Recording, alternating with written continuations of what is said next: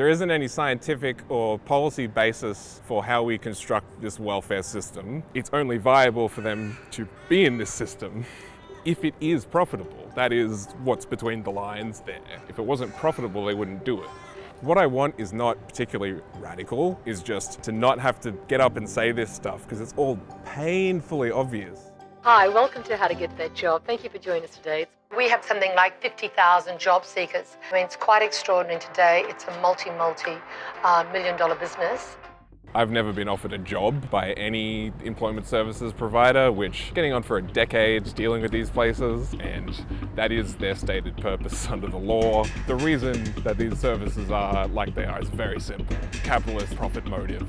That is the fundamental organizing principle. There is no way around it, and there is a whole political system that is devoted to protecting this. Both major parties are in receipt of donations from these companies. Those companies do not get money that is not from the taxpayer. So I don't know another way of describing that other than corruption. There is a fundamental incompatibility between that profit motive and actually helping people find work in a way that's socially useful and relevant to their lives. In the provision of a service, they are corruptly stealing from you. So this is what the profit motive looks like on the ground. It is directly extracting resources from people's lives, taking them, putting them in these companies, and these companies do not do anything useful with it. It is a complete waste of time and money. It's not rocket science. There are some people who will never be able to work. There are some people who are able to work a little bit. There is no economic pressure that is significant enough that we need to be doing this. You can't have a situation where everyone is just forced into whatever work, because that does not produce a worthwhile society, quite frankly.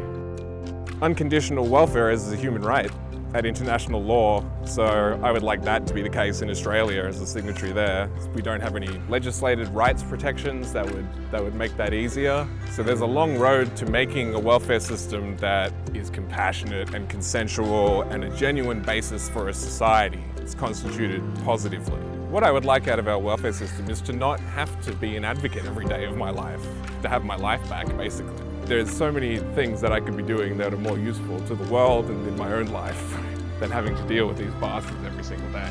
Because everyone is pretty much in agreement that poverty is bad, that it's a political choice, and it is up to the people in charge of that to have the will to do a bit better and just to listen. That's all that's being asked for here. Stop having the conversation among yourself. As a federal government, have a bit more involvement and to do a bit more funding to give people a bit more resources to do the work that they're already doing.